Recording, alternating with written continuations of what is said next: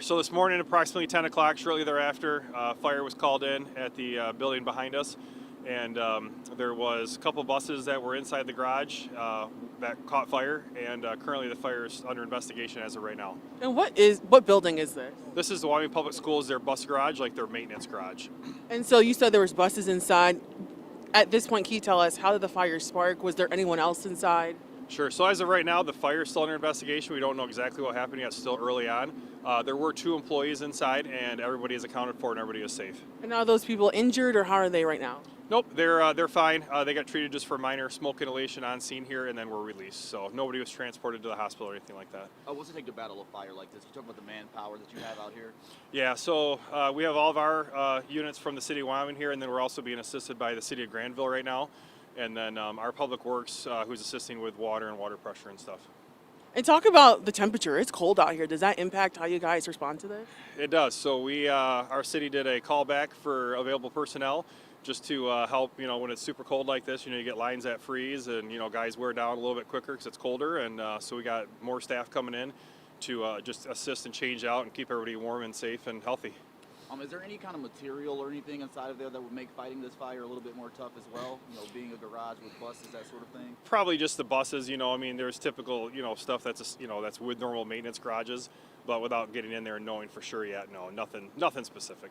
And we see that DTE has rolled up. Is there any concern in regards to energy or anything like that? No, it's typically protocol for any fires that we have that utilities like DTE and Consumers Energy, they come and just disconnect the power to the buildings just to keep everybody safe.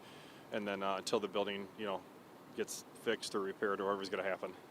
And talk about how many buses were inside, and do you know if this will impact bus pickup for kids with Wyoming?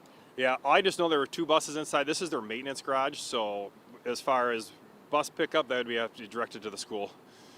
And then you said 2 buses caught fire, then it expanded to the building. Is that how it started, or can you talk about that some? Or? I don't know yet. I just know there were buses in the garage, but I don't know how the fire started yet.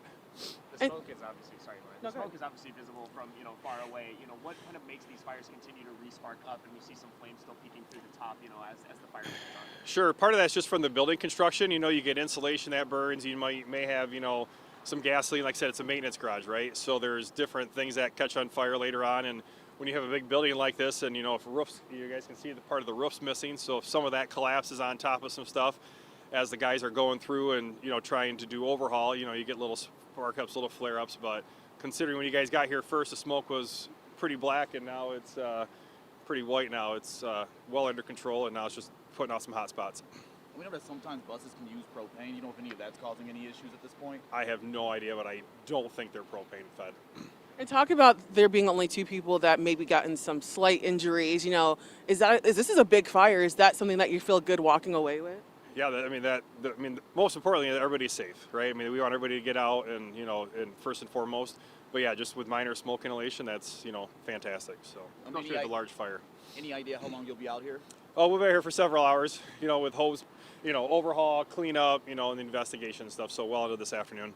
And we do see some houses in the area, also some businesses. What message do you have for people who are maybe wondering, wow, there's a lot of smoke. It does kind of smell it here a little bit. What should people know?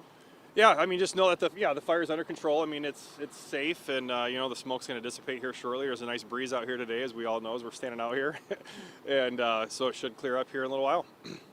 No energy concerns for those households at all? No. Every building has their own typical separate electric and gas meter, so it'll be isolated just for this facility here. So everybody should be good. Thank you. Thank you so much. All right. Yeah, have a good day.